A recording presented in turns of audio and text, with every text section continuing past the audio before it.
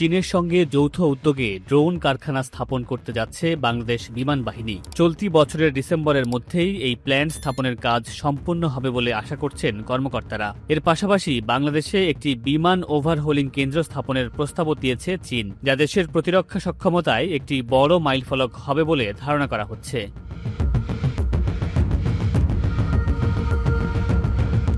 গেল শুক্রবার ইতিহাসে প্রথমবারের মতো ভারত, পাকিস্তান এবং বাংলাদেশ সীমান্তের কাছাকাছি এবং আরব সাগর ও মধ্য ভারত জুড়ে প্রায় প্রতিটি ফ্রন্টে একাধিক নোটাম বা বিমান চলাচল সতর্কতা জারি করেছে, যার পাল্টা জবাব হিসেবে পাকিস্তানও একাধিক স্থানে নোটাম জারি করেছে। ভারতীয় সেনাপ্রধান জেনারেল উপেন্দ্র দ্বিবেদী সতর্ক করে বলেছেন, ভারতের সশস্ত্র বাহিনী সম্পূর্ণরূপে অপারেশন সিন্দুর 2.0 এর জন্য প্রস্তুত। সাধারণত রুটিন মহড়ার বাইরে ঘন ঘন মহড়া যুদ্ধ প্রস্তুতির বা অনেক সময় শত্রুকে ক্ষমতা প্রদর্শনের সিগন্যাল হিসেবে নোটাম জারি করা হয়।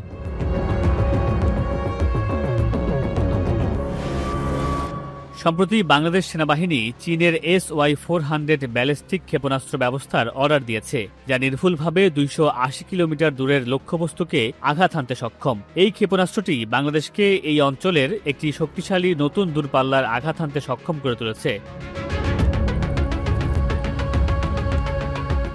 গেল সেপ্টেম্বরে বিডার এক বৈঠকে বিশেষায়িত ডিফেন্স ইকোনমিক জোন স্থাপন, সামরিক ও আধাসামরিক বাহিনীর ব্যবহৃত পণ্য দেশে উৎপাদনের জন্য এই খাতে বিনিয়োগের সুযোগ সৃষ্টির বিষয়ে আলোচনা করা হয়েছে।